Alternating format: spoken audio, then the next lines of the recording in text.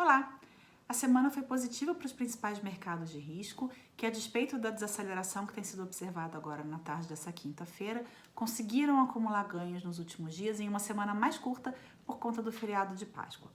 Por trás desse movimento estão basicamente dados que mostram o declínio da curva de contágio, o declínio também da curva do número de mortos em economias como o Reino Unido, Alemanha, Espanha, Itália e também no Irã, um dos principais afetados pelo coronavírus, que acabam fazendo com que o panorama para a doença, mesmo para os países que ainda não atingiram seu pico, como é o caso dos Estados Unidos e do Brasil, acabe ficando um pouco mais claro e com isso os investidores conseguem reagir com um pouco mais de calma. Pesaram nessa semana também alguns pacotes e medidas que foram anunciadas a fim de minimizar o impacto do coronavírus nas principais economias globais, como foi o caso, por exemplo, aqui do Brasil.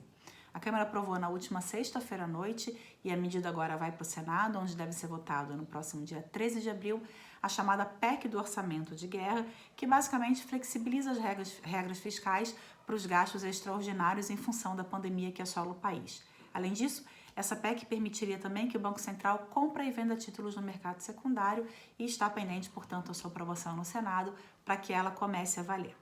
Além disso, o Banco Central Brasileiro anunciou nessa semana uma nova linha de crédito para micro e pequenas empresas com recursos de fundos constitucionais do Norte, do Nordeste e do Centro-Oeste, linha de crédito essa que deve fornecer aproximadamente 6 bilhões de reais para as empresas que funcionam nessas regiões.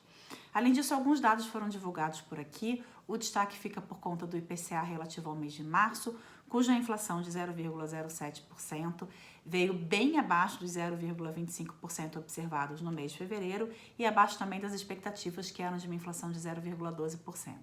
Com isso, o mercado volta a trabalhar com um corte de juros mais agressivo por parte do Banco Central, embora essa não esteja sendo a sinalização da autoridade monetária, mas com uma recessão a caminho e com uma inflação bastante baixa, espaço para isso o mercado entende que existe sim.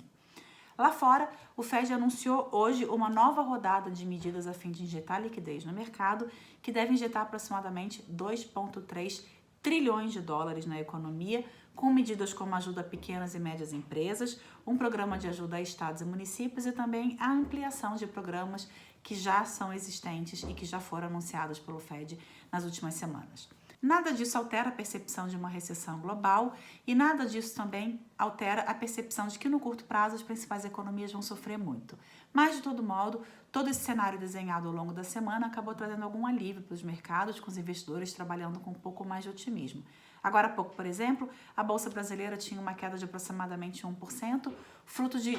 especulações em torno de uma reunião da OPEP que deve cortar a produção do barril de petróleo menos do que o esperado, mas ainda assim, na semana, a Bolsa Brasileira acumula uma alta de 11,83% e no mês de abril uma alta de 6,5%. O dólar agora há pouco era operado a R$ 5,09, uma queda acumulada na semana de 4,41% e no mês uma queda